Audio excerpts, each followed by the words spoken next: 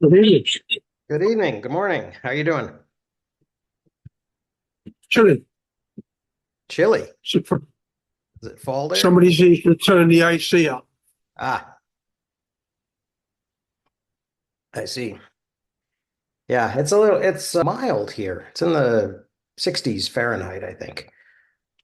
Got a sunny day going though. So we had another thunderstorm last night. A little bit of wind, but not anywhere near as intense as the previous week. So I'm in here. Yeah, it has been. Hey, Mark.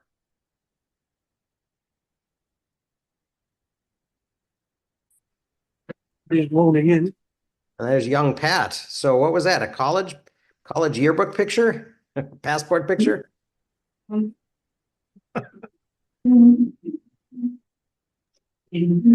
you hear me? Yes. Yeah, I had cataract surgery yesterday Oh, on how are you on feeling? this eye. I've worn glasses since I was 12. Wow. So that's 60 years plus, I guess. And I'm not exactly sure what's going to happen now because Hmm. the lens they put in, they can either put in a long distance and a short distance lens, which is not what I'm having done. So I think I'll be able to get by just with reading glasses, but it is really an interesting experience. I mean, I play around like with going back and forth between one eye and the other. Hmm. And what's striking is you don't the impact that the cataract is having on you. So now my right eye, my distance vision is good. So things look bright and clear.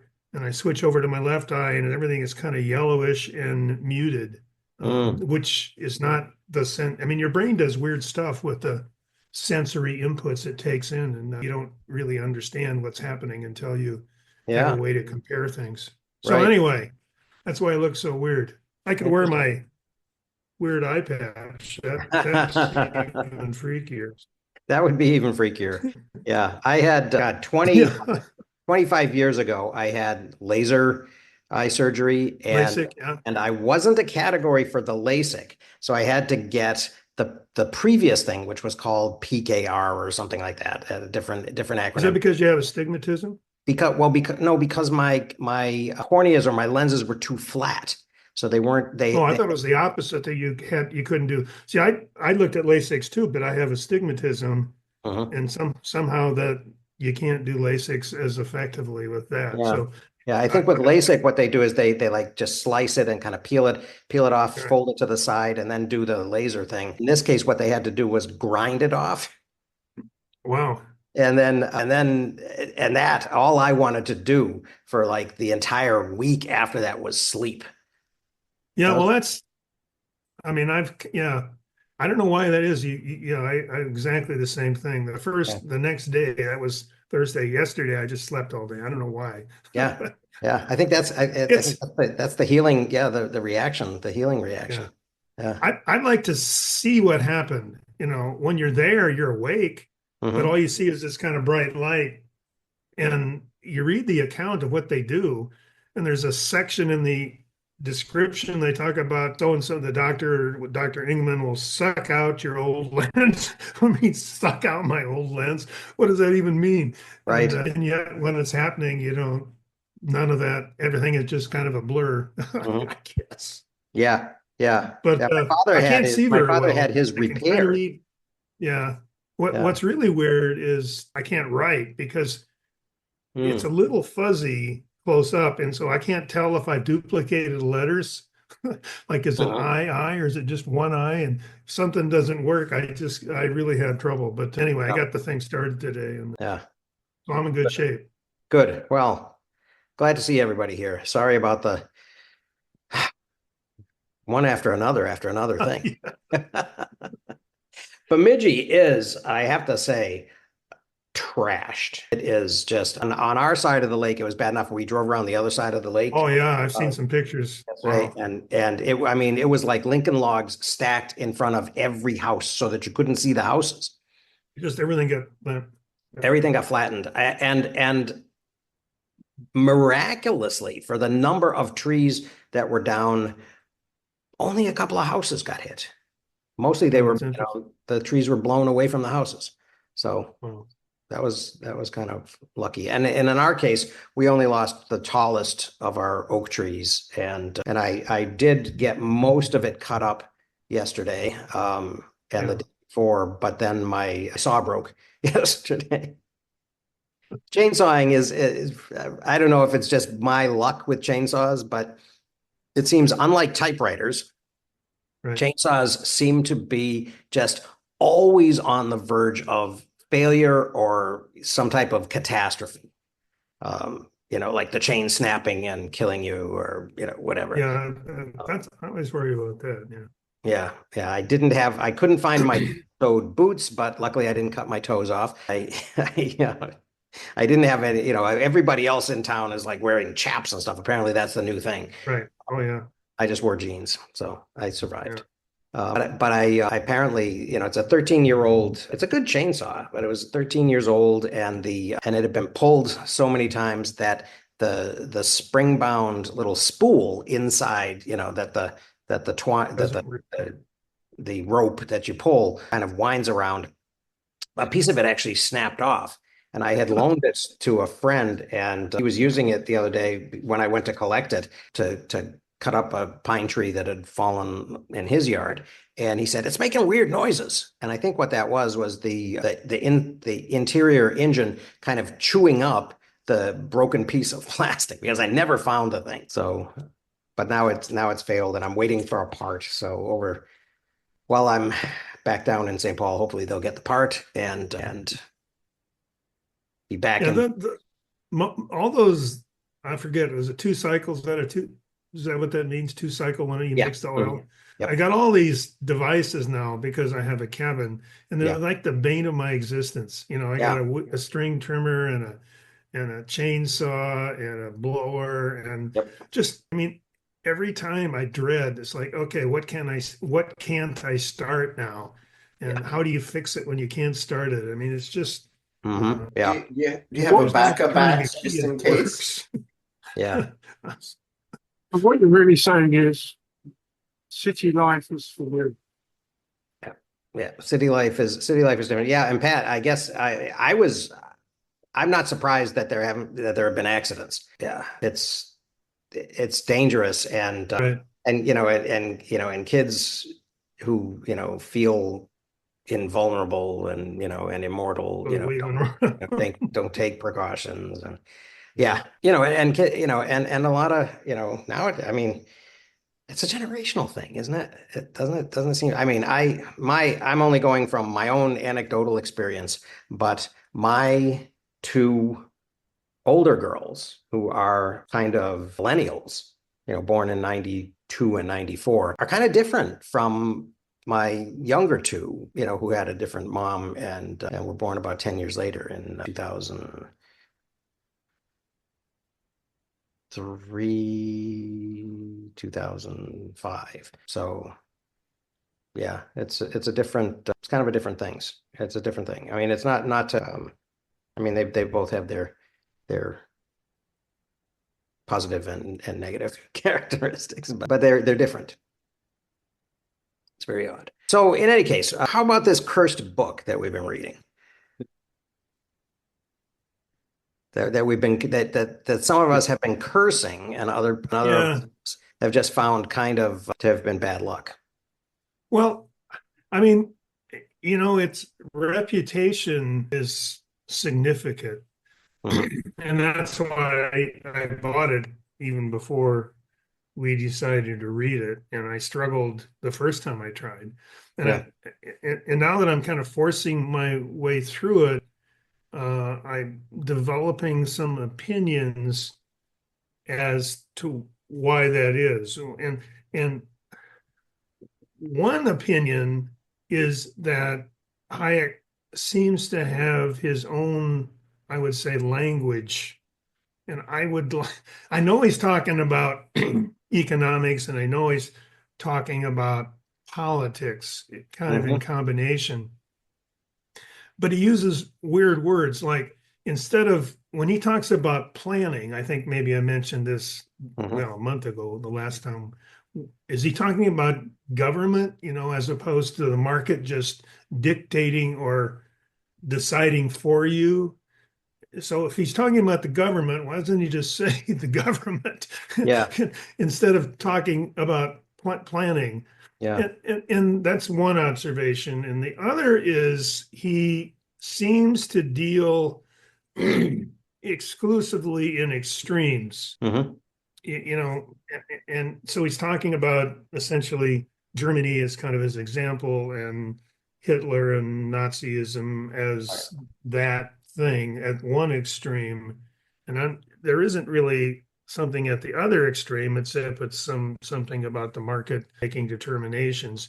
hmm And there isn't room in his analysis for an idea such as the government serving as a safety net, right? Or a mixed So economy. it's either all planning or it's no planning. Yeah. And of course, my reaction is, of course, from, I think the government's got to do some things. And once in a while, he kind of hints at that, but he doesn't stick with that very long. So anyway, there was two thoughts on why reading this is frustrating. One is the abstractness and related unusual terminology, and the second is what I think is mostly dealing in extremes to make his points rather than considering middle grounds. Yeah.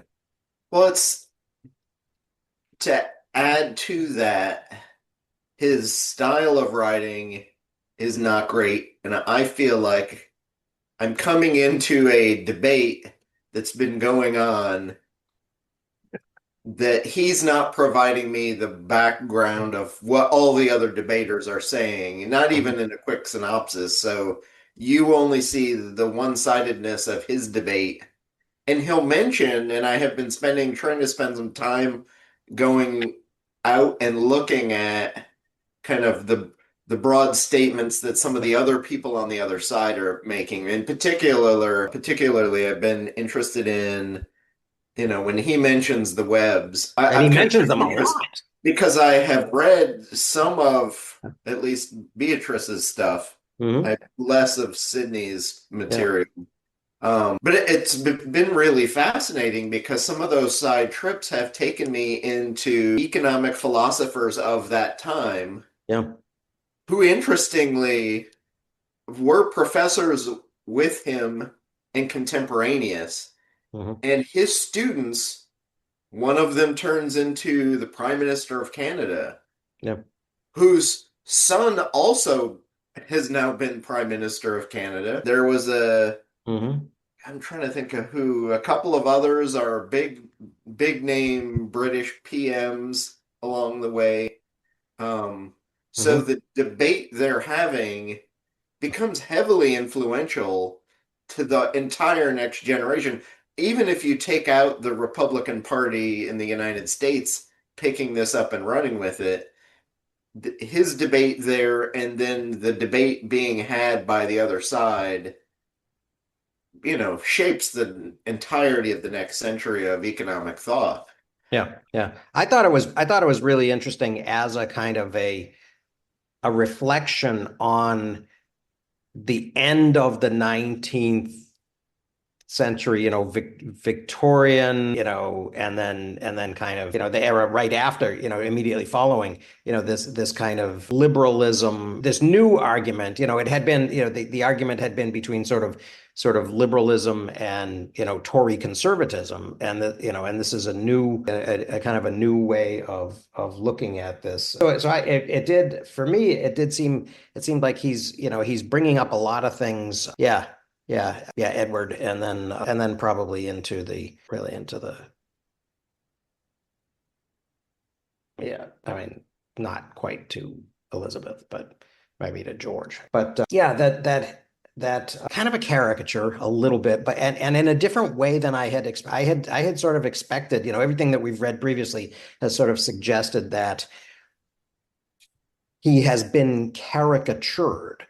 right, in the Reader's Digest or whatever, right? That it was a cartoon version of his thing. And I do think that his thing and the generalizations that he's making and the way that he's using terms and defining terms. And I agree, Mark, that it seems like it suggests to me that there's a prior conversation going on where people have already sort of agreed to these terms and to the Is this the university in the ways that that they're being used. Is this a University Press book I mean, so you've got the Reader Digest version. I guess that's a better way to ask the question is who is the book written for? Yeah. It is a University Press book originally, right? Yeah. Yeah. Well, the original in Britain, I think, was Routledge, which is an academic publisher, which broadly. is And then in the U.S., it's the University of Chicago. Yeah. Picks it up in the U.S. Right. So that's the point. Who was supposed to read and understand it? Well, I think going by the footnotes, which I'm loving, Right. And I'm getting a lot of interesting detail out of these very extensive and very kind of narrative asides that he kind of makes in the notes. That's been very, very kind of valuable to me. But it does seem to me that he is kind of redefining terms and kind of defining terms in a way that supports his thing. I do agree with you, Mark, that he is going to. I mean, he's going to the extreme. It's like, okay, yes, we understand fascism, but there doesn't seem to be. He doesn't. I don't know. I'm not convinced yet that he's. That I have bought his argument that it is inevitably a slippery slope from the very first ultimate slippery slope argument. Right. From the very first government, planning with a capital P kind of intervention to full on totalitarianism. And there have been occasional moments,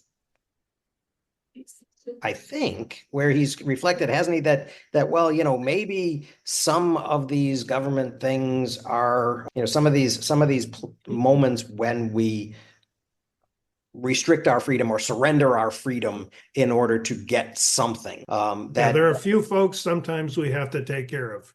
Yeah. Well, and there are a few times when it makes sense, to have, to all agree to drive on one side of the road, and that's being imposed upon us, and it's denying us the freedom to drive as irresponsibly as we want. But it doesn't seem like there's a lot of common sense involved in that. Or maybe he's just assuming that we all get it. Sorry, go ahead. I think because I've got a copy that has got this other editor that has clearly added a load of notes, and particularly history of the publication. The context, because this was back on the first bit of reading when we did the intros, prefaces and stuff. And it's a while back.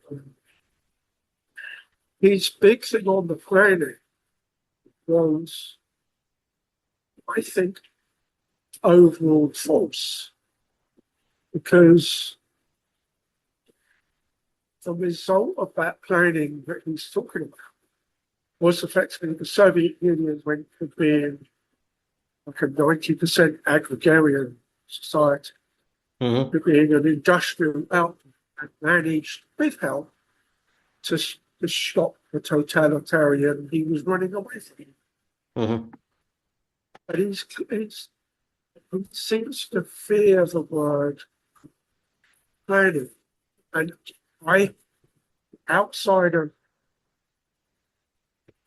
there were two instances where I bumped up against the Soviet Union, as was in my life. In the mid-60s, maybe late 60s, there was a USSR exhibition for a couple of months.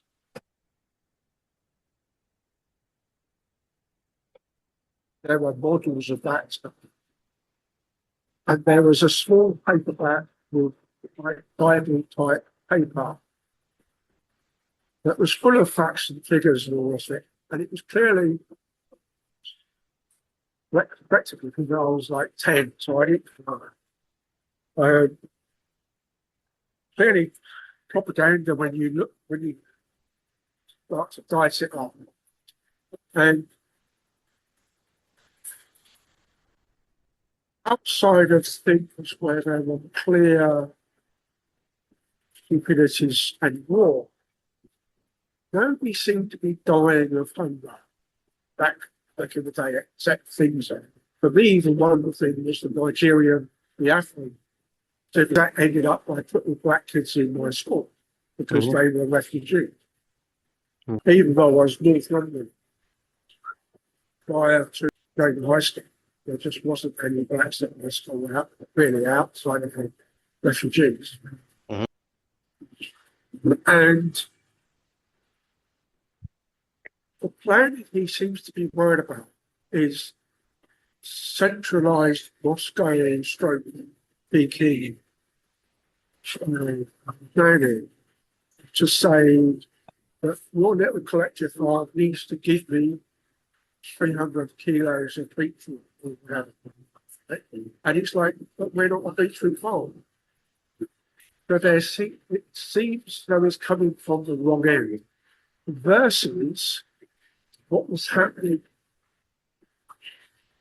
a few years before he finally published this book in the structure that we are now reading on, that you had in the UK in particular.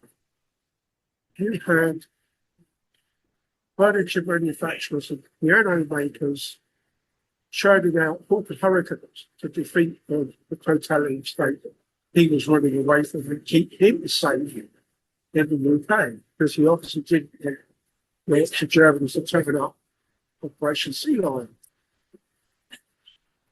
But and he clearly suffered some of the deprivation that was the small island that we are in the UK, with rationing and the imminent possibility of the Germans turning up as they had across Europe.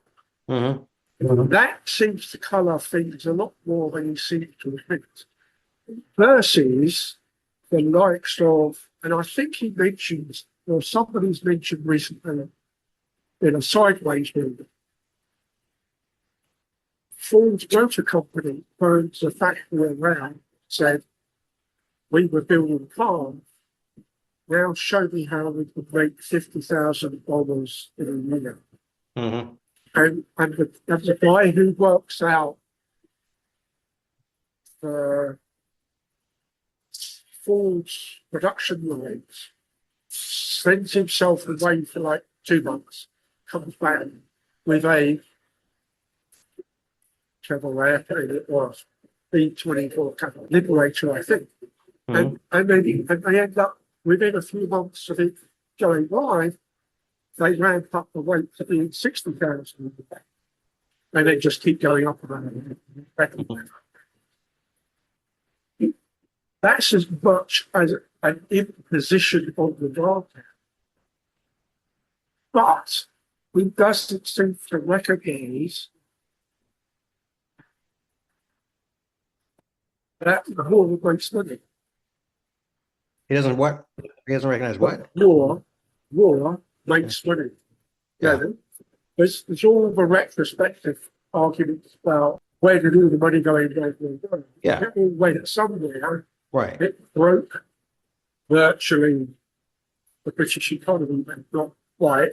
We defaulted on over half of our loans to the US, hence why handling was so difficult to get through. And we ended up by raiding all of the gold from all of the empire, shipping it to Canada, and rolling it across the railroad across the Ukraine to hold in Fort Knox and then give it to you retrospectively for all the stuff you were sending out. Right. Well, which wasn't covered in Maddie's book. We have a one about UK versus Italian post-World War I banking, because it hadn't happened. Right. Well, And I think it's interesting that I wonder what he would make of that, of the idea that the initial, that all of the support that the US gives to in Lend-Lease and all of these different programs to the Allies before Pearl Harbor and before we officially enter the war. I wonder if he considers those to be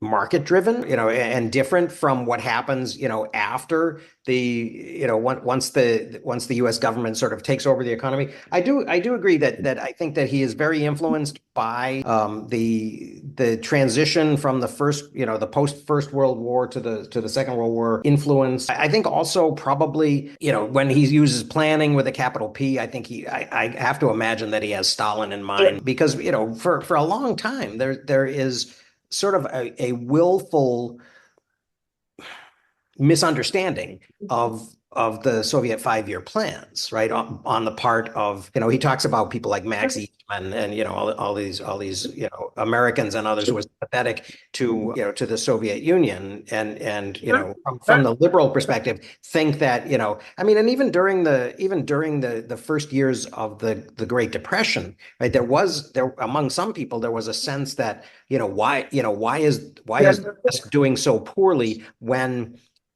Stalin is doing great. I mean, all these the first 5-year plan has ended early because it's so wildly successful. Of course, he's lying, but that was the propaganda. That was the story they were telling. it's like, as I said, there were two big instances. One was the exhibition that I mentioned, where I sort of butted up against the USSR in the UK, and it was at Earl's Court. Huge, big thing. And there's some video on YouTube, that's a newsreel, where the then Prime Minister was being shown around early on before we were allowed into the exhibition. But the second time came up, that was a year before the Berlin Wall came down. So like 3 or 4 years for the actual Soviet collapse itself. I didn't go, but some of my colleagues from the company I was working for went. They went to what was being touted as being the biggest chicken farm in Ukraine. Something of the order of 30 million chickens in one. And their Russian Soviet host took them out for dinner at the end of the 3 weeks that they were there, mostly as a thank you. And ration by the portions and what could be ordered. And the biggest thing that was rationed was chicken. Even though at the point when they were eating, they were like 5 miles from the chicken factory. They were swimming in chicken. Because it was all allocated to go wherever it was going, and you couldn't break the allocation. And the counter for the Ukraine panic is the West Bengal one that was effectively created by Churchill that insisted that year's rice crop had to go to the troops, because otherwise you wouldn't have anything for the troops. And of course, that still sticks around in certain areas of India, but I don't know how many people it affected. But it was big. It wasn't like a few 100,000. The Bengali famine? Yeah, the West Bengal famine. What is now Bangladesh? It was like 4 million. Yeah, but as I said, it wasn't an insignificant. But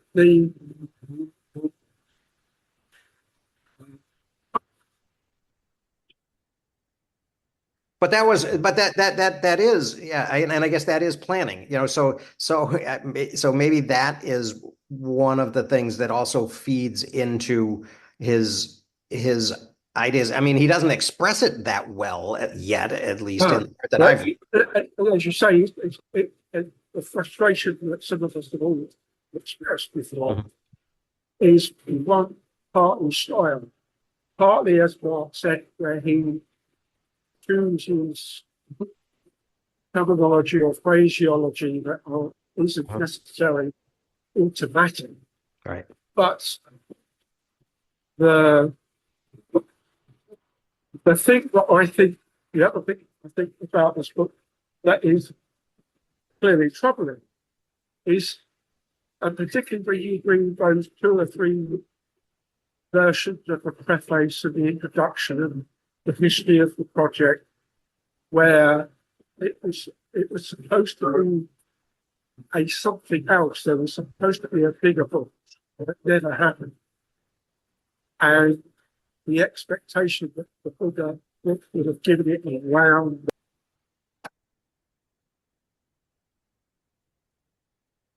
But there was, at one instance, there was somebody that was writing to him about various chapters that he'd released as papers, were like, where that conversation stopped, because the person he was talking to got up and died, as though it's not really his problem, but it stopped some of the conversation, some of the intellectual or the academic nuances that may or may not have been taken. But it does seem to be a book that wasn't actually what it was intended to be. And ever reason never went back and did like part 2, or these are the interleading chapters that should have, well, to give me a round one. Yeah. Well, it's kind of weird. Is that something you need to go read Hazlitt for, which is the other book that's always pushed alongside of Hayek? I actually met I think him. Hazlitt's a little bit older. I actually met Henry. I met Henry Hazlitt. He signed a copy of Economics in One Lesson for me. But Okay. Right. So he was ancient at that point. He must have been in his 90s. But I mean, when he's talking about sort of the rule of law, I'm not sure what chapter this is. I think it might be 5 or 6. He's talking about the rule of law and, kind of having, I mean, and the gist of it seems to be, having rules in place before the game actually begins, right? Before the first piece is moved on the game board. It seems to be his idea of appropriate, and it doesn't seem to matter as much, it seemed to me, what the actual rules are, as long as they're sort of objective, they're pre-stated, and they apply to everybody. And then he says, economic planning of the collectivist kind necessarily involves the very opposite of this. The planning authority cannot confine itself to providing opportunities for unknown people to make whatever use of them they like. It cannot tie itself down in advance to general and formal rules. It must provide the actual needs of people as they arise. And, and so that doesn't seem... I kind of objected to that as I was reading. It's like that doesn't seem obvious and inevitable to me. That one of the things is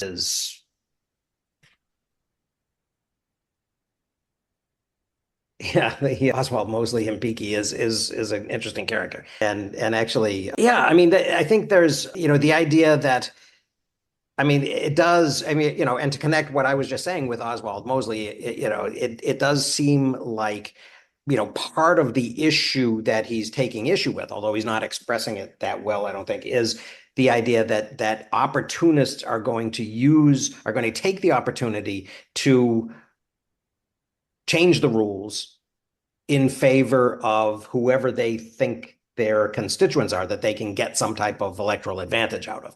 So it becomes kind of special pleading for special interests. But that doesn't, he insists on sort of throwing in this adjective, this sort of denigratory adjective, collectivist, economic planning of the collectivist kind. How is that, how is one of them specifically collectivist economic planning and the other individualistic economic planning? I think that I think you mentioned earlier, Tim, that or maybe it was Mark, that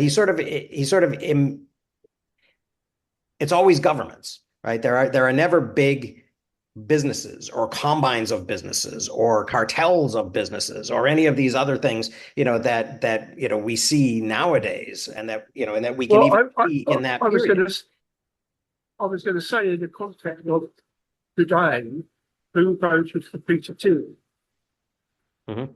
Well, that's or the other. or Yavi? What was his name? Go ahead, Chris. That's one of the things too that I see now that we're wholly missing in American life is you have massive businesses and corporations that are sitting on huge mountains of data, and they have a better ability to predict where specific types of things are going. Mhm. And the people themselves in combating back don't have any of that data to be able to pull off. So, as an example, in the insurance game, and the big, there's probably a half a dozen big insurance companies that can predict plus or minus a few years how long you're going to live, when you're going to die, how you're going to die. And Mhm. the individual person has none of that data to even make a broad guess. Mhm. But if we all individually or the government on our behalf put that data together to say, which we've generally done from a public health perspective, the government collects that data and then provides advice about what public health could or should look like for things like vaccines. Mhm. Yeah, we'll vaccinate everybody because it's going to be a 1 in a million chance that you're going to have an adverse reaction to it, which is now being wholly questioned. But if we, let's say, Well, but it's only being questioned because the data turns out not to be accurate, that it yeah, turns out not to be a 1 in a million chance. yeah, or things like injury law. Mhm. If I know as an individual, and we can take the fire accident I just went through, the fire catastrophe. Mhm. I know small colloquial stories from individuals I know and see and talk to, but if I had a better idea in aggregate of the 10,000 plus properties that were burned and destroyed, what do the payouts from insurance companies look like? Mhm. So I can compare what I'm getting and the service I'm getting versus the service Joe's getting from State Farm and Sally is getting from Mercury Insurance, then I can better compare Right. this, not only the service I'm getting, but the service I should be getting Mhm. from these things. Or if it's an injury law thing, I have a motorcycle accident and the insurance company offers me a payout. What should a payout like that look like for me? I have Mhm. no access to any of that data. And Right. the best I can do maybe is to go to a big law firm that does a lot of those types of cases potentially, and Mhm. they'll have a better idea of at least what they have negotiated for their clients. But Right. if you add seven other companies that do that and see what those payouts are, then you have a better idea of what the actual market would bear. Well, exactly. Right. Right. As individuals, we have none of that data, but the government honestly should be storing and collecting all that stuff on our behalfs against big corporations who have outsized influence because they do have the data, but Right. they're not sharing it. Right. Well, and one of the things that one of the specific instances that I've been aware of in the last couple of years that where that came up was, if you recall, I don't know if they've been talking about it in California or anything recently, but Tesla wanted to have its own insurance, right? Because they thought, well, our cars are safer, and also our cars are in constant contact with the mothership, right? With the servers back in the, in the Tesla, cloud. And so they have very specific, very granular data that they can use to actually assess risk and cost of accidents and things like that. And that was going to, and their argument was, well, we'll be able to offer much lower insurance rates, right? Because, especially once you start, the idea was, once everybody started using full self-driving, then it would be so much safer than, having a bunch of fallible humans on the road, that that this would, it would be orders of magnitude better. And whether or not any of that is true or anything, that was kind of their logic, and it set up this sort of juxtaposition between now the private sector, this private sector for-profit corporation having access to data and being able to make decisions that state regulators, working on much vaguer actuarial data would not necessarily be able to replicate. And so it's so it's interesting. One of the things that is too vague in this, unfortunately, that's frustratingly vague in this, I think, is this idea of, for a while he talks about, around page 117, he's talking about justice, formal justice and formal equity, and which struck me as kind of almost an analog of the equality versus equity kind of argument that we've been having the last few years, right? This kind of social, equality of opportunity versus equality of outcome sort of thing. But then he confuses it with sort of this public sector, private sector element too, that I think muddies the water, and I don't think really clarifies it in the way that he believes that it does. Curiously, one of the things I went into this with, and it obviously was totally wrong, but I expected the theory here to be much thicker and deeper and well thought out than it actually is. Yeah. Which, in hindsight now, looking at it, he's writing still in World War II, 43, the book comes out in 44. And it's at a time when, in our other readings, we know economic textbooks are just about to come out. Mm-hmm. That kind of set the tone and tenor for the next half century. Right. But I expected way less nuance. And in this, he doesn't even sound as scientific here as Adam Smith does centuries before. True. And it's a whole lot of more what's going to happen, and there are way more thought experiments on what he sees happening during the war, and I think in part because he's worried about what happens after the war. Mm-hmm. So yes, Britain and America are doing some semblance of planning because of the war that is very similar to the heavy-handed planning Germany and Italy have been doing. But as a result, and it's a bizarre thesis, but because he's writing during the war and no one knows what's going to happen, and he, even more so than others, writing out of Britain, is less certain about what's coming out, and the front is way closer to him than it is to a theorist who would be writing the same type of thing out of America. Mm-hmm. But I have been building this theory that he's writing it out of fear of what may happen. Mm-hmm. And because so much of the Republican economic thought for the next almost century, because we're going to still be dealing with this for the next 40 or 50 years, certainly the next 20, so it'll get at least through a century. But right. because of that underlying fear of what might happen, that fear is embodied into the platform of our economic theory the next at least 75 years, certainly. Absolutely, yeah. And I wonder what if the theory had been stronger, he had had more evidence, and instead of kind of fumbling around with what he's talking about, had actually been able to do. And what comes out of this 20 years after is a much more black and white. When we talk about Hayek, it's very easy for me to see where I would have been blindsided. Yes, it's either black or it's white. And everything he says is totally gray. Right. And I have no idea. and not really economic. I mean, realistically, and I put fiat in the chat because I think that that's the word that most sort of expresses that fear, right? Fiat money is the thing that libertarians will be, it'll be the bugaboo for the next century, right?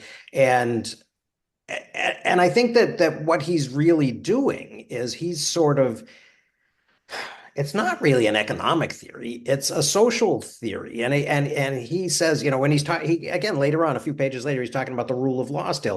And he's saying, it's consciously evolved only during the liberal age. And so this is about classical liberalism, one of its greatest achievements, as a legal embodiment of freedom, as Immanuel Kant put it, and Voltaire expressed it before him in much the very same terms. Man is free if he needs to obey no person but solely the laws. Well, that's absurd. I mean, that just strikes me as absurd. It matters a lot what the laws are, but that's the moment. I think what you're saying, Chris, is that's the moment that they're in. They're deathly afraid that there will be dictators dictating diktats, right? And that everything will change just based on somebody's, whim, or even possibly the rule of an irrational majority, right? So it's not so much democracy that he's Hey, arguing for the either. rule of an irrational majority? Where would you come up with an idea like that? Yeah. So I mean, but it is a lot of hand waving about these liberal, assumptions that he's assuming that we know what he means when he says them, and that he's sort of speaking to sort of an in group who have who share these concerns. In a way, though, I mean, it also kind of strikes me as vaguely kind of Orwellian. Yeah. Well, and that's the piece of it too, when you look at what we're seeing now and how the parallels are drawn back to how Hitler split up and assumed power. It's Hmm. like I'm going to drive a wedge at the tiniest little things that are problems in society Hmm. to talk some percentage of people into believing what I perceive as reality when I know in fact it's not. Right. One of my favorite lately, I don't remember the guy's name, but he pops up every couple of days. There's some middle American guy who's looking at numbers and he's got it looks like his garage set up, just a big blank wall with some shelves, Hmm. and he uses colored solo cups to talk about American society. And so he has, you know, Red ones and blue ones. 30,000 athletes in the NCAA, whatever that number is. And so he's got this mountain of red solo cups, and then he's got one yellow solo cup to represent the tiny fraction of, trans athletes. And he sits there and he talks while he's got this big visual display behind him, and he's like, Fox News is like just trying to scare the hell out of everybody for this one tiny solo cup instead of focusing on how we could be doing better or be doing right for the other thousands that are out there. Like, why are we so concerned about this tiny fraction? It's not a disease. It's not going to infect us. What the hell are we doing? But Mm. it's way more obvious when he's got this visual representation behind him. Hmm. And he did one yesterday or the day before talking about criminal immigrants and like stupid, poorly educated Americans. So he's got a pyramid of cups for Americans and how poorly educated kind of Native Americans are. Like not natives probably the, a poorly defined term, but Hmm. Americans who were born in America and how dumb they are. Citizens. Like Citizens. citizens, 20% are just, they're poorly educated. And then he Hmm. has a representation of immigrants and their educational levels, which are all way higher and way better. And then he looks at businesses that were created by immigrants versus citizen, and the numbers are so horribly off. He's like, if it's me and I'm just looking at these numbers, I totally want to be on the side of the immigrants because they're way better educated. They're trying harder. They're starting new businesses. They are what the American dream is, where little Johnny over here is a lazy son of a bitch, but making these arguments in front of these massive mountains of solo cups, it just Right. like really underlines what he's saying based on just pure numbers and evidence rather than the Fox News commentator who waves his hand and says things are bad and they're It's getting kind of worse. so it's kind of like Hans Rosling for every man. Yeah. Yeah. I was just about to say, Yeah. this sounds like the non-animated balloon glass of hands, wasn't it? And it's the one that I thought he did the best with was are you brighter than a chip? He's going to come up with a 50-50 split on the following question. Well, certainly not the chimp that does manage to type out the complete works of Shakespeare. Clearly, that's a good chip. That's a good chimp. That's a random chimp. But so we've got this. Yeah. So I mean, going back to the text, right? We had this, this rule of law that this irrational democratic impulse that leads to Hitler. But he says, okay, Hitler came to, I think at some point doesn't he say Hitler came to power legally, but that doesn't mean that his regime represents the rule of law, which is an interesting distinction to make. Well, yeah, that is one of those big problems. Is once you get into power, you could issue an executive order that subsequently gets stood up as being we're okay with that by the Supreme Court something. That's Right, two out but of we the can't. three. Right, but we can't suggest that people didn't know that. I don't think we're arguing that, right? That it came as a surprise to anybody what Hitler decided to do once he got into power. And there was at least as good a telegraphing of what was going to follow, given Project 2025 versus what there was in 33. But of course, the 90-day Hitler takeover culminated in we don't need, because I am Führer, I'm too hard with the three legs. I don't think the Reichstag will basically cancel that. At the moment, you haven't quite got that. But you're so close that it's somewhat worrying. I mean, the oddball thing that I noticed that in the context of today, I thought was seriously worrying was when, as a tourist, if I make an application for a visa, I need to make sure that I've got at least 25 social media alternative accounts that I can leave on my phone, that I can surrender at some TAS application point, etc., to say that I never used the word dumping, and I never disparaged the illegal Scottish woman who is the Führer's mother, etc., etc. Otherwise, if I did get a visa, I'd probably get out. And there was that, I don't know how to it was, there was a meme that's also been a bit pushback.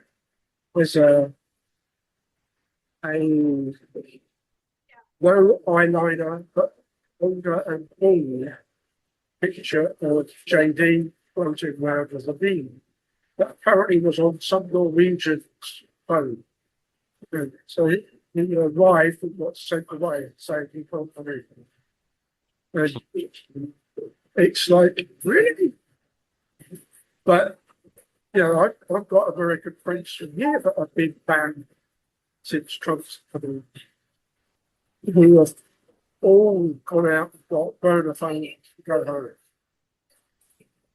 So, but the social media thing that's is a new one. But if you've got a phone, you've got a new account, then provided you don't use your old original normal email to set it up, then you've got some chance of being lost in the quagmire that is the social media world.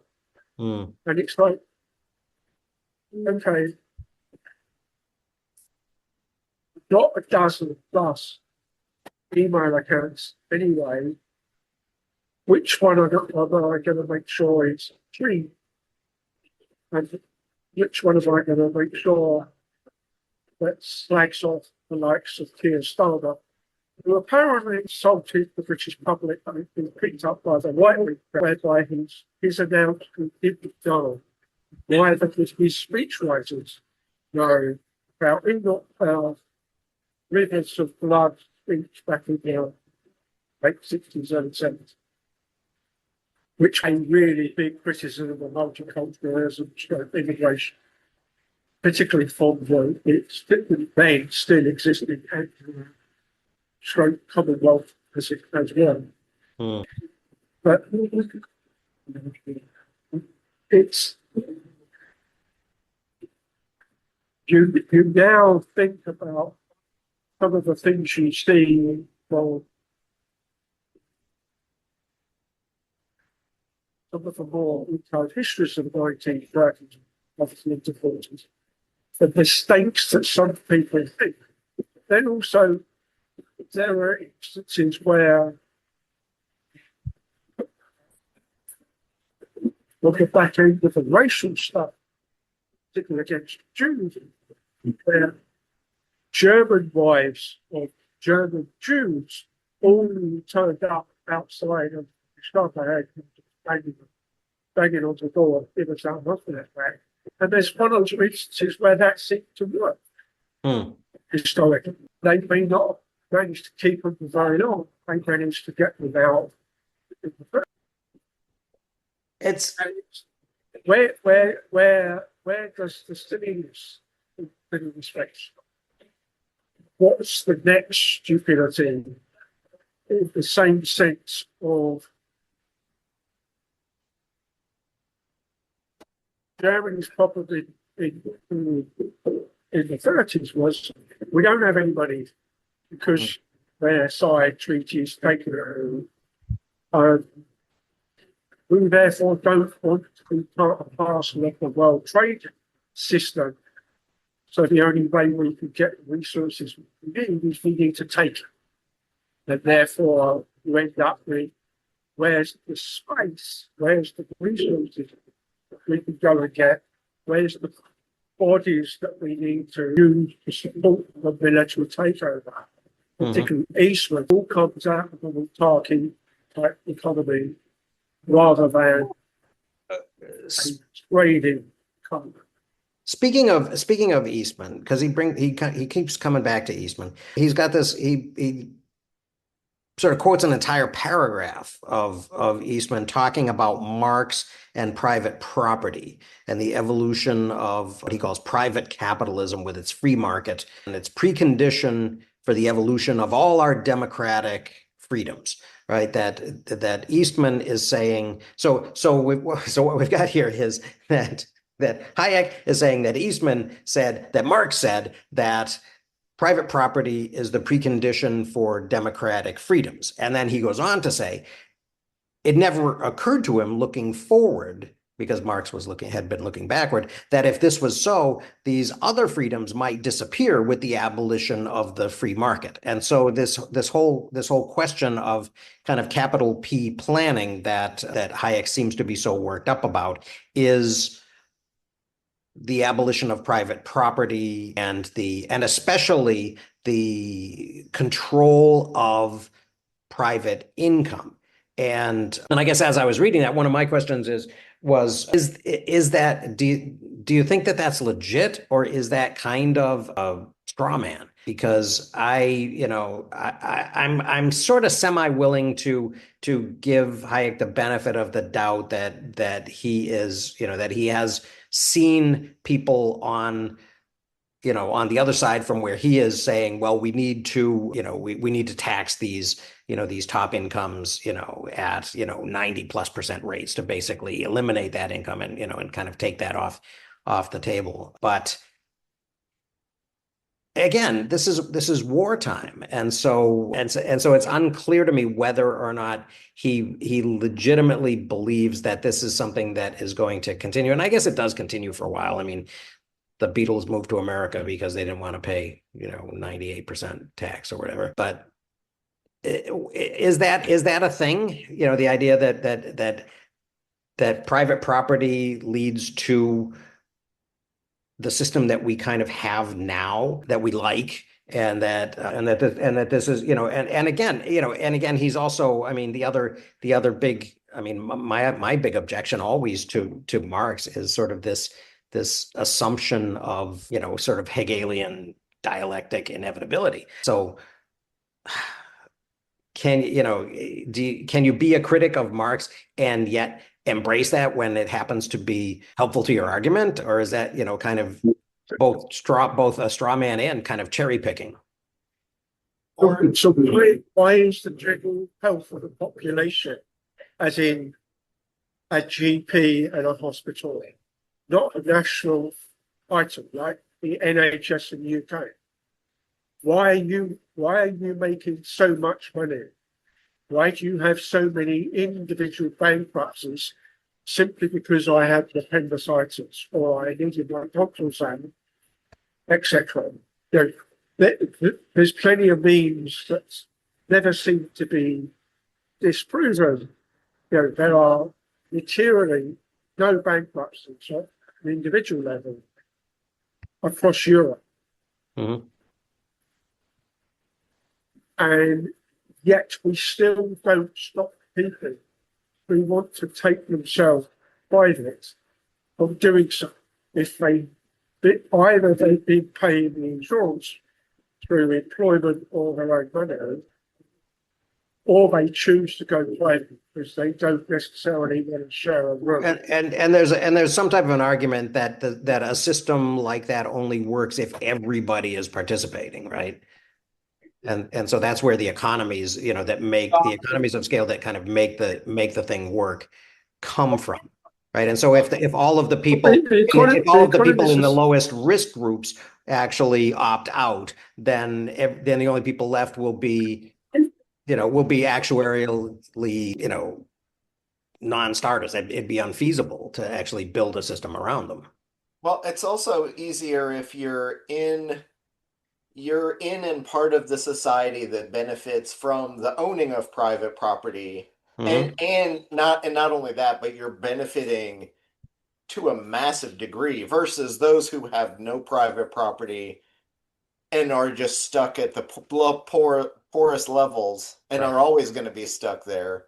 So Right. it's a whole lot easier to make that argument, particularly in a society where there's not, within 300 years, you've gone from indigenous cultures who all had collective property and were living generally very happily and reasonably well, Mm-hmm. and living in concert in a more donut economic society Right. at the time versus this time period where you're also going from a space where everyone 50 years before broadly has been subsistence farming, and now you're all living in cities in a much broader, bigger, different regime.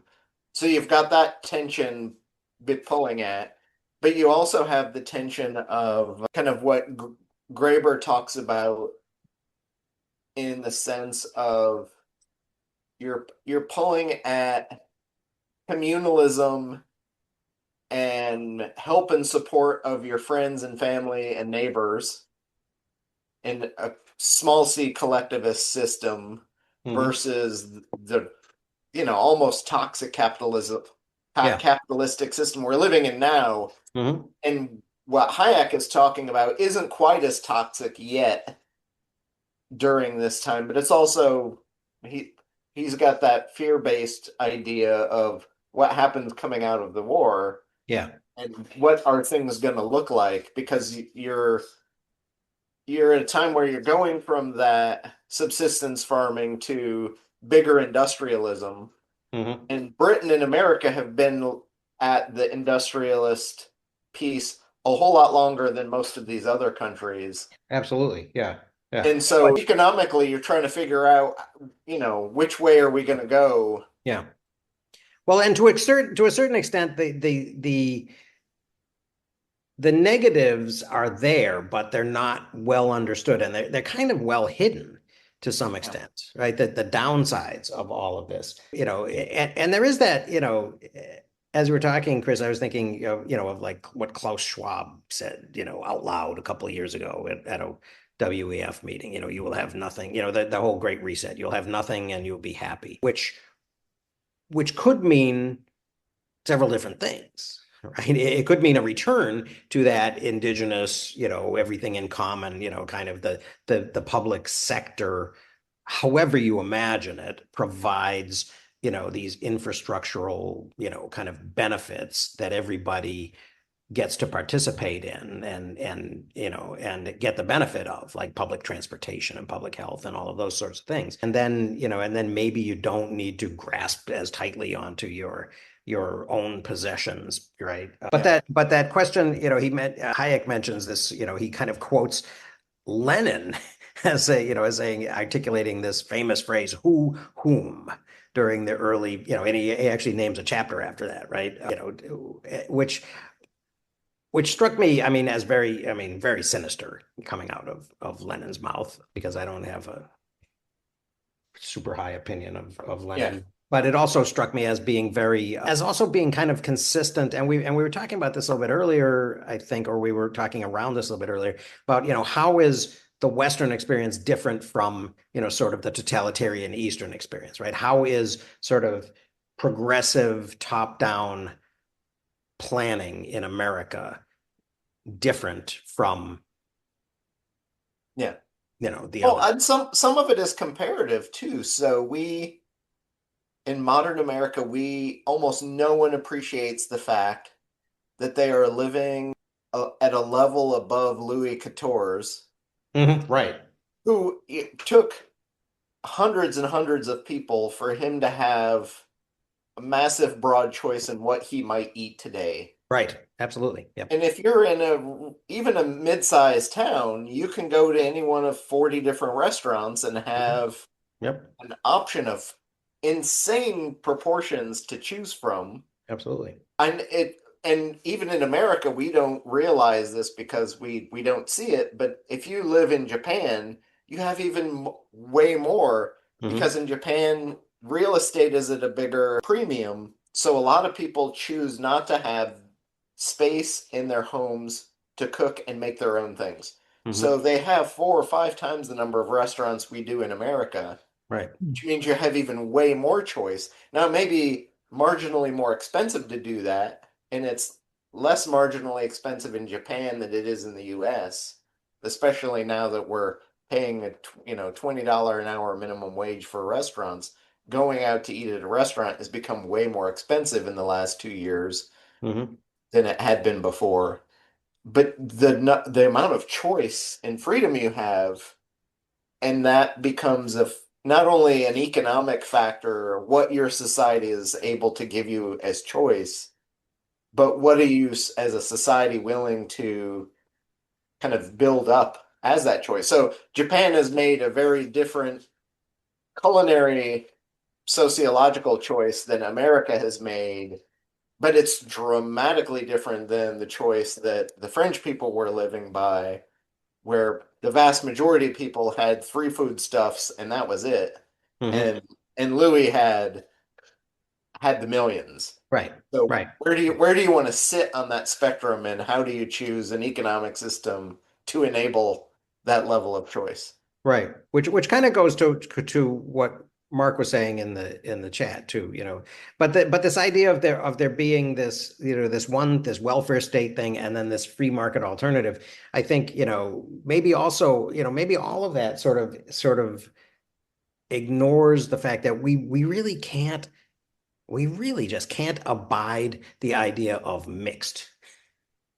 of a mixing up, because what we're really talking about, I mean, and Hayek isn't Hayek's trying to take all of this gray and make it black and white, right? But when we're talking about, this, about the fascist cartelization and central planning and business government relationships, not all of the kill a Jews part and and all that stuff, but just, ignore that for a second and just the stuff that what's her name talks about in the British and Italian fascist book. Oh, Mattei. Mattei, yeah. The difference between that and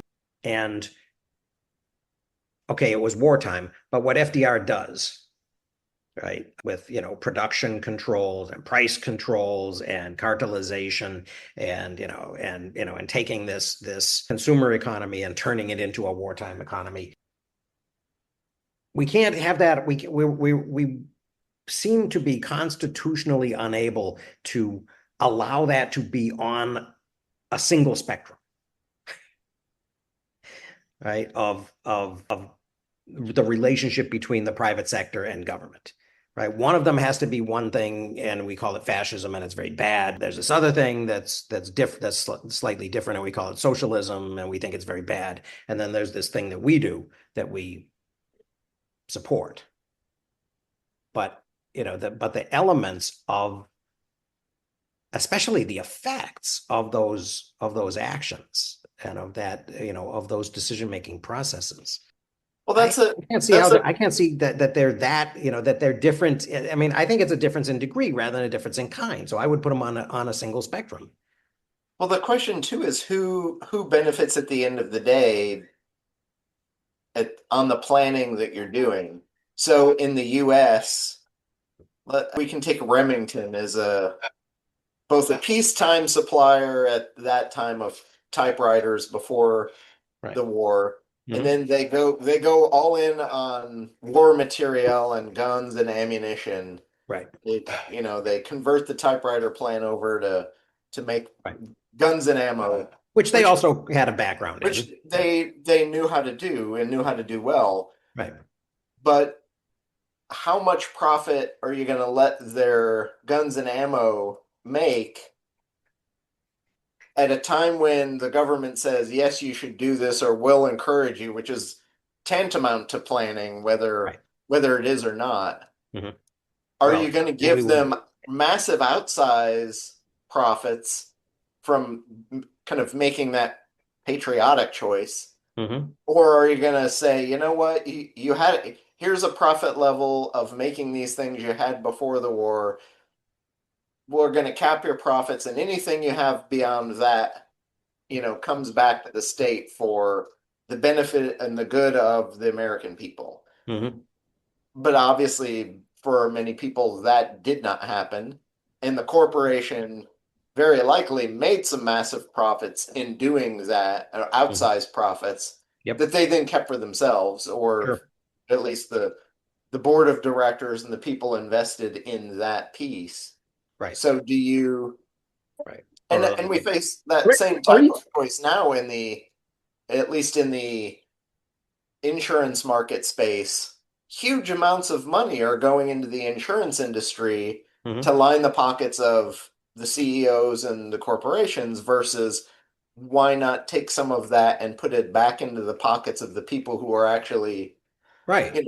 Well, or stick with defense material or munitions, right? Patriot missiles, F-35s. The ways that those are,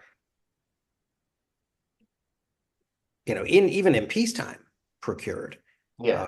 Who's going to benefit from the F-47, which I find to be one of the most ironic airplane namings ever, depending on how you want to look at it. Likewise, the other end of this spectrum, why is the government safety net, as in providing food stamps and whatever social security you do, for whatever the 3/4 of the people that work for Amazon and Google? why are you permitting those companies to continue making a profit and then turning around and saying our profits are going up when you're having to subsidize their workforce basic living needs? You haven't got, you go back to the 50s and 60s, anybody that worked pretty much, anybody that actually worked was able to put kids through college, own their own house and a car. Maybe not 2 cars, maybe not 12 cars, but certainly a car, 2 cars. Now, we've changed elements of wage very much. So, who can buy a house? Who can own it without a new thing, etc., etc. And why am I having so many people within the workforce having to claim food stamps or some social security benefit? Where does that come? Why are the companies that are free not being paid to that offering? They keep telling I didn't us hear that. shareholders again. Can you restate that? I part of it. So there are a number of companies that are claiming fewer and bigger and higher profits. Yet many of those companies, workforce, are having to claim food stamps and social security. Right. Okay, so like the Walmart, yeah. How is Walmart it subsidy? Yeah. is making a profit when their basic workforce level has to claim government money that your taxes are paying? When there was another thing that I haven't been able to track through. That they said, oh, the average salary in the US is something like $75,000. And then the next line was something along the lines of, if we take top 10 people out, it's down from 75 to 60. Oh, and if we take the top 1,000 people out, it's down to 55.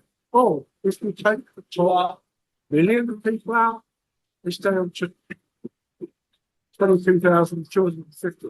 And it's like, there are clearly some where the number is so huge that it's skewing this average number hugely. And it's, we go back to, there's a nominal right-wing Tory guy, Warren Stewart. One of these things at the moment is you guys, us, don't understand units, tanks, numbers, millions, billions, and trillions. And it's like a billion seconds ago was last week. A billion seconds ago was the beginning of the month. A trillion seconds ago is something like 30,000 BC. Yeah. It's his standard quote. And it's like, yeah, because it's 3 noughts being added every time. Yeah. So orders of just magnitude. Yeah. thinking of it as just being a long line. Yeah. And once that line, the end of that line disappears around the corner, like the curvature was running. Right. You've got no idea anymore. Mm-hmm. And it's one of those things that my first year high school math teacher says, I'm going to show you 1,000,000 items and you'll probably never see it again. So he got out a piece of metric graph paper and it was millimeter squared. And you couldn't, your eye can't see that square. It's just a green haze with green lines. There's a chart. It's just green haze when he holds a piece of paper. Right? And yeah, okay, I know that I've seen 1,000,000 items in one go in one eye view. but it's like the next one up is 1,000 pieces of paper. There isn't enough wall in the store in one vision to actually have 1,000,000 sheets of this piece of paper, which has got the 1,000,000 squares. So how is it possible that likes of Walmart or Amazon or whoever, such a big workforce, whose stacking shelves is still not possible via an internet thing, although Amazon's getting close. If you nobody physically shops at Amazon, really. Mhm. So it's clearly there. They could be on the verge of getting rid of a lot of people. Mhm. So where's the upgrade in the per hour price, etc.? Mhm. Just not happening. So Well- why is that company allowed to pass on money to people that have just invested, as opposed to some of that money going to make sure that everybody has a livable wage within their company? Mhm. Why is the company being subsidized? Take away the subsidy from Tesla. I mean, Because we have Yeah. the best economy that money can buy, and the best. 47 has threatened that of the public fallout. Mhm. And Well, yeah, I mean, there's an assumption. I mean, in this whole argument that Hayek has been making about kind of the equation of sort of property rights with democracy and free markets with free people and everything, which is something that he has kind of stated, and then of course the libertarians have sort of really jumped on ever since him, assumes assumes that again, it's one of those, it's one of those hand waving liberal assumptions that we know what democracy means, and that it is, and that it actually functions the way we would ideally like to believe that it functions. And and clearly what you've been talking about, Tim, is a failure of democracy, right? Because these things have fallen through legislative holes, or have actually been legislated to support this type of subsidizing corporations, like Walmart and Amazon, to do this kind of thing. But but that is an outcome of our system, so we have free markets, nominally we have the democracy that comes with free markets, and this is what we got. So that seems to suggest that planning isn't only what governments do, right? And that a clear line can't be drawn between governments and businesses, right? And that and that as long as we have this, and again, it's our aversion to mixture, right? And to saying, we have this thing that's made up of all of these elements, and we need to trim a little bit of this because it's gone a little bit too far in one direction, right? And we need a little bit more of this to counterbalance it. We're not good at that.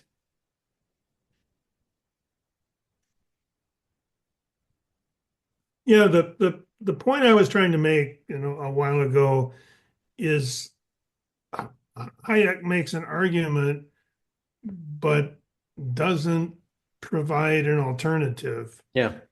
So and you just see this issue coming up over and over. I mean, just the recent cuts in Medicaid, for example. Mhm. Okay, so now what? I mean, Yeah. okay, so Right. Right. these people can't get medical care because they can't afford it. What's Right. supposed to happen? Well, Well, I and know that what and that gets happens. I mean, what happens is they show up in an emergency room and it costs a lot more. They're unhealthier in general because they can't get preventative care and whatever. Mhm. It's just a stupid system, but Right. that's because Well, you and don't then ever. but No then the one other wants to side deal will with say, what's supposed to happen, right? right. You know, that's what I meant by this extreme view. If anything is going to drift toward, you know, complete government, whatever, which is kind of what his argument is. Well, okay, so but what happens? What's the alternative to that? It's Mhm. somebody has to ignore, you can ignore all these people and their situations. Is that what you're saying is okay? Right. Where is the solution for that in the free market? Mhm. Well, and the, you know, and it's what Pat was saying in the chat too, right? That, you know, that people are super frustrated because they know they're getting screwed, and you know, and they, you know, and so they, you know, so they tune in to, you know, to somebody, and they follow somebody who says he's going, you know, that he knows what the problem is and he can fix it, right? And you know, and the people to whom that message is being sold don't really want to get involved. They don't really want to understand the complexity of the situation. They want, I mean, wasn't the news of the week that the NATO minister called Trump daddy? That's what they want. They want daddy to fix it for them. Yeah. And that's, you know, and that's, you know, and that's maybe the, I mean, and going all the way back to the, you know, to Ben Franklin, a republic, madam, if you can keep it. It requires effort, right? It Oh, requires, yeah. it requires, and it requires a kind of a level of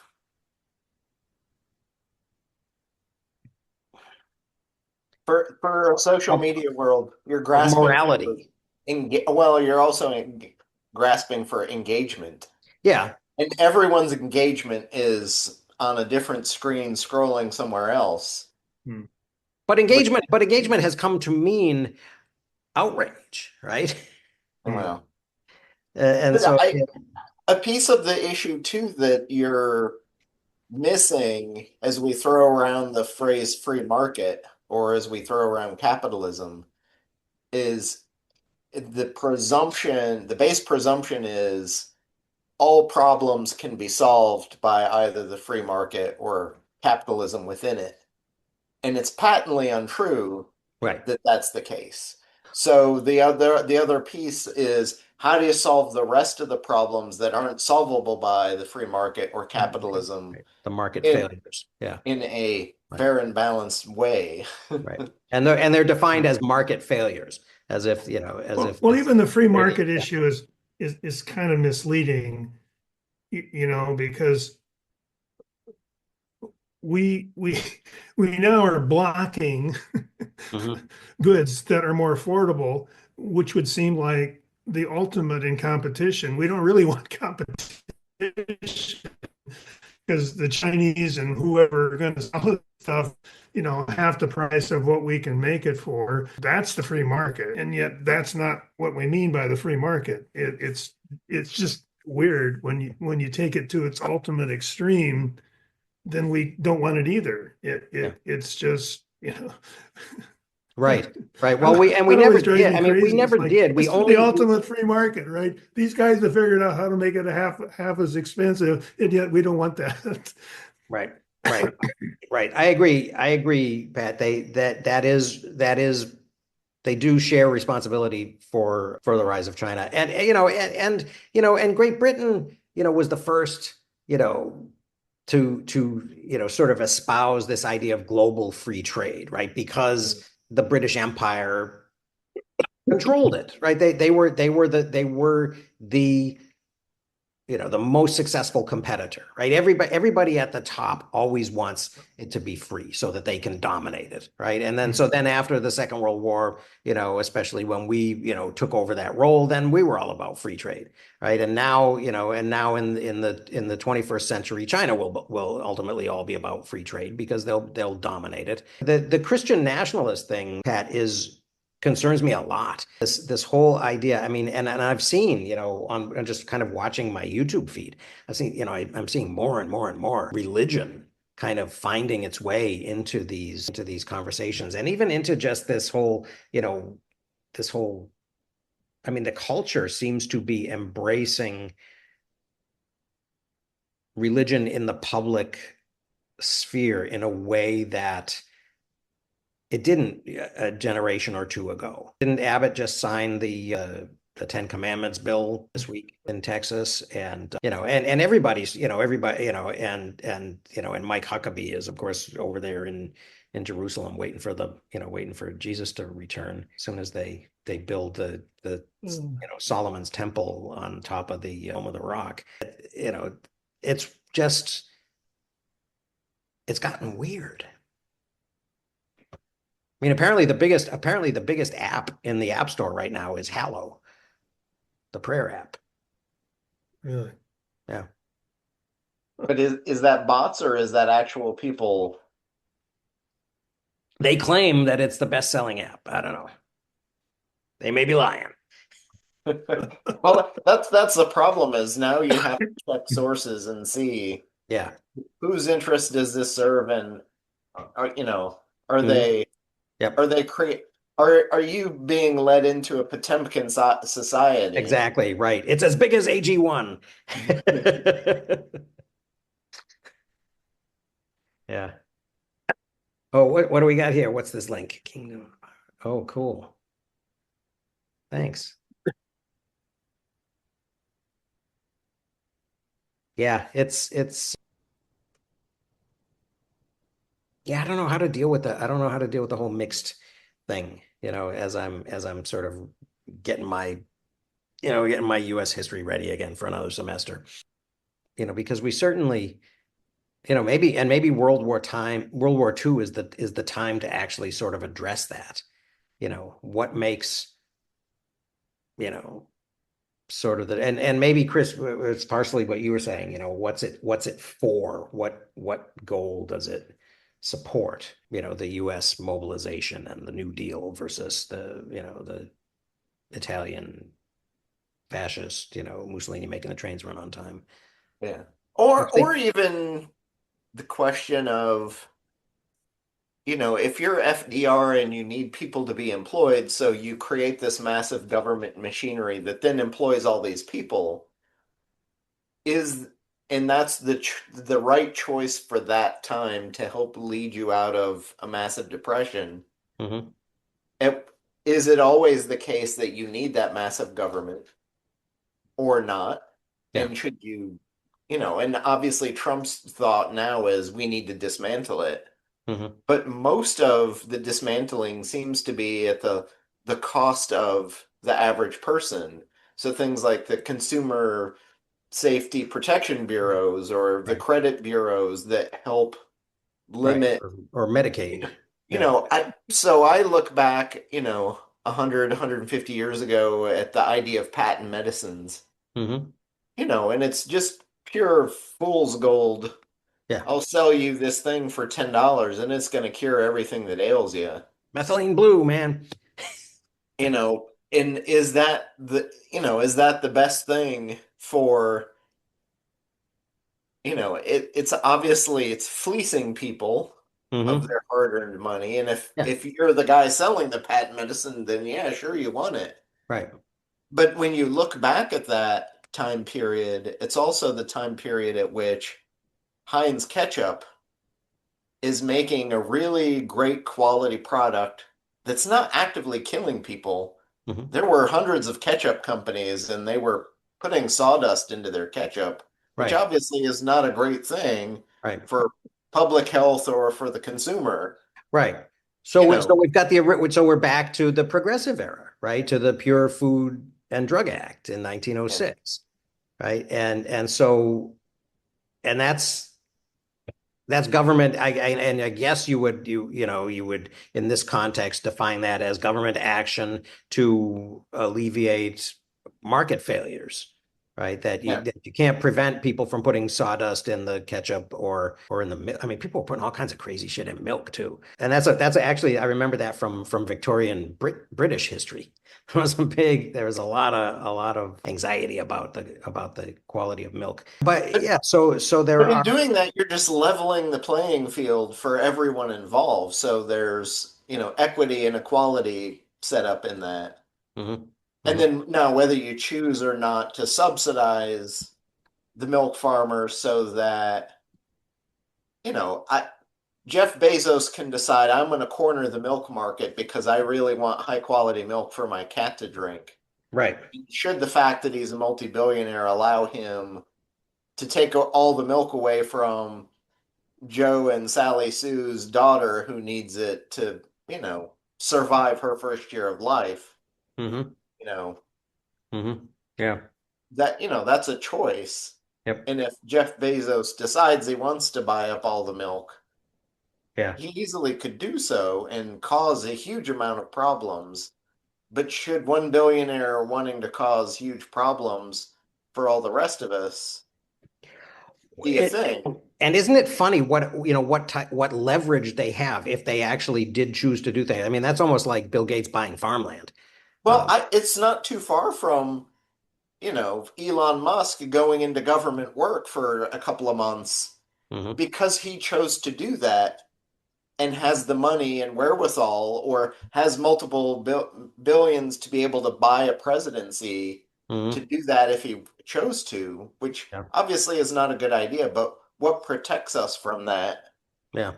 choice? Yeah. In Well, the past, it was the Kennedys at least had, whether they believed it or not, they at least said, "Oh, we have more than others, so it's our responsibility to be helpful." and that was a cultural thing, right? There was that sense of kind of noblesse oblige, Yeah. right? And and it partially comes from these institutions, which unfortunately right now are hugely discredited, right? Like Harvard. Well, we now don't have the opposite word of that noblesse oblige for what Elon Musk could choose as a privileged person to do to the rest of us. We Hmm. need to create that word to push back against the idea of what he's done, or what the right would say, oh, George Soros has got this cabal and he's doing bad things to us. Right. Is it really that, or is it something wholly else? Yeah.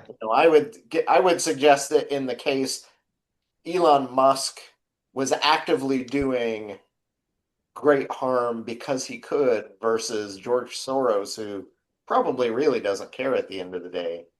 He'll bolster up his own position if he can, but is he acting at the same level that Elon Musk was? I don't know. Yeah, I don't know that.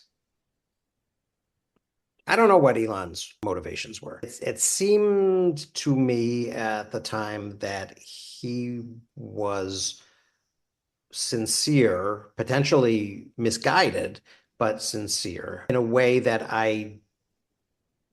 it's kind of weird because if you give George Soros the benefit of the doubt, if you give the Koch brothers the benefit of the doubt, all these people who decide to use their billions, if you give Miriam Adelson the benefit of the doubt, right, that she thinks that she's doing good by, giving Trump $100 million to try to influence him, on behalf of, more support for Israel, for example, if that was her goal, then do the issue I think in all of those cases is I think that there are people that we dislike, partially sometimes because of how they came by their money.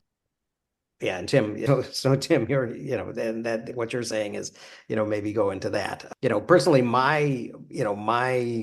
in, feeling in the past, I think my feelings are changing about Elon, but in the past, one of the things that I sort of liked about Elon more so than some other of the billionaire class was that he had actually made some things, and I liked Tesla cars. I kind of liked the fact that, that we had, that he had developed, But, his company but had he's developed reusable rockets, and we were maybe going back but to, but is that because he fronts for it as opposed to how often do you see the Walton family from Walmart on the front news, stood in front of their well, is collapsed that store is that substance or style? disintegrated because of a tornado or something? Well, there's also the who's doing it and why. So a lot of these, and for better lack of a better term, I'll use the phrase tech bros. In the early 2000s, the internet had great potential to do great things. Mm-hmm. And it obviously unleashed a lot of communication and economic power that didn't exist prior to that. Right. But everybody at that time practicing those things were wearing dramatically rose-colored glasses Absolutely. and ignored the potential of this system to also do massive harm, Yes.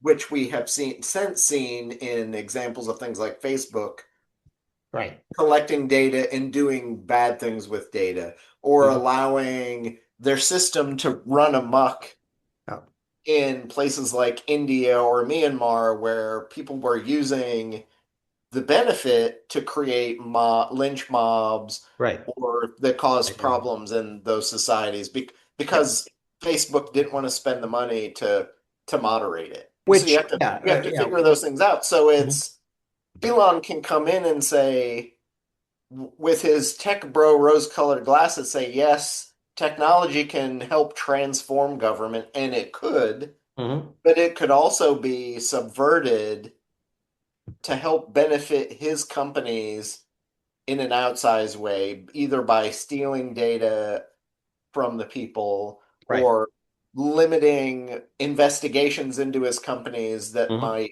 prevent the amount of money that the government gave to battery research and electric car research that Elon Musk benefited from that he didn't have to spend himself was huge. And most people are not aware that the government research did great things.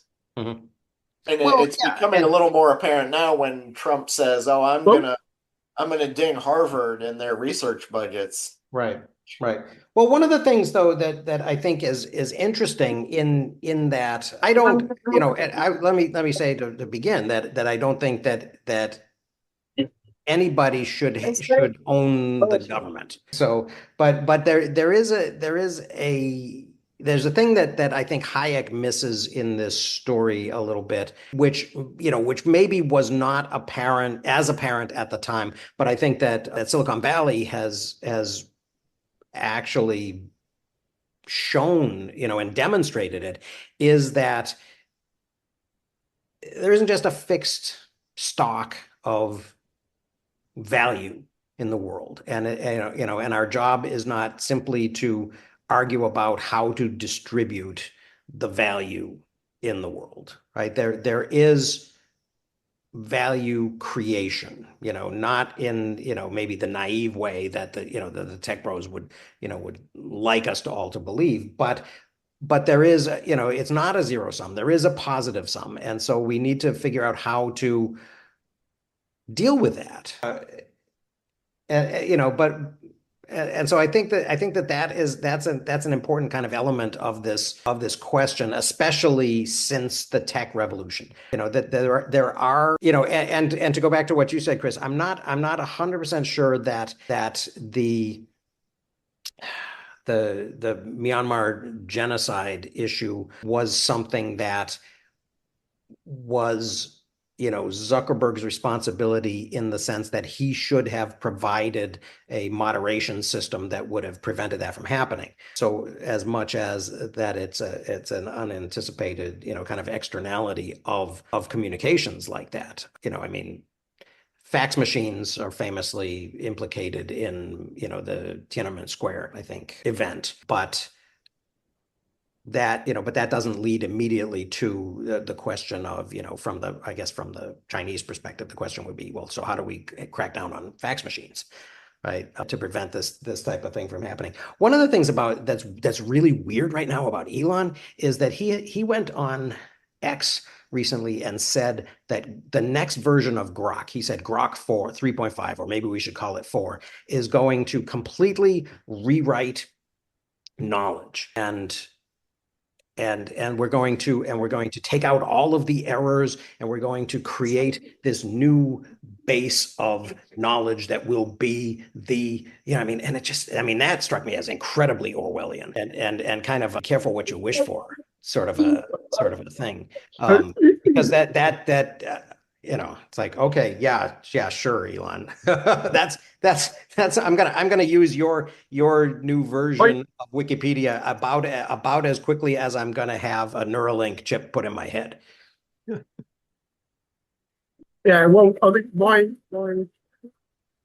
biggest disappointment with Elon is outside of his SpaceX immediate dissolution, dissolving into the atmosphere, is that he hasn't solved the basic science of how to live on Mars. Forget about how to get there, because that's just an increment, right? But how to live there with reduced gravity, virtually no protection from radiation in the The journey, radiation thing is or totally there. unsolved. Yeah. Yeah. So all of those little things that Kim Stanley Robinson sort of skirted around because he's allowed to. He's not fiction. Right. And Robert Zubin skirted around because he's a single guy and writing a book. Right. Versus we give, we will go to the moon within the next 10 years, not because it is easy, but because it is hard. And guess what? They developed more than enough of the code technology to do a very good animation. Yeah. So you've got in that context. So what's the read for next week before we run out of time? Because we're closing. Yeah, let's look at the table of contents here. Shall Is we it just like the finish last it? 3 chapters? Yeah, shall we finish it? Yes. All right, let's If we finish it can. on the 5th. If On the we 5th of can. July, I will be here, but assuming that that we have power and internet and everything, yeah, that'll work for me. July 5th, we finish the book. Sounds like a plan. All right, cool. Game for that. Cool. All right, then. By me. What's that? Fine by me. Okay, good. Finish. Then that'll be the plan. And and this seems like a good moment to call it then, because we've come to the Although I am curious, has anybody here looked into the Reader's Digest version to compare? I tried to find it, and I think you yeah. have to pay for it. I did. I tried to look for it, and I can find, Reader's Digest has an archive, but you can't just go there. I have looked at a few used bookstores that have massive old collections of Reader's really? Digest crazy that people bought, and then now nobody has that stuff anymore. Right. I have not gone to a library yet to see if I can pull it out of a library. Yeah. But I presume too most libraries, or at least microfiche. a research library might have it, but most public libraries would have deacquisitioned books that people aren't using and checking out anymore, which broadly is Reader's Digest stuff, if they ever had it to begin with. Yep. Okay. I am going to drop off now because I got to run to the bathroom. So this also seems like a good breaking point from that perspective. Sounds good. So have a good week. See you soon. See you guys. All right. Ciao.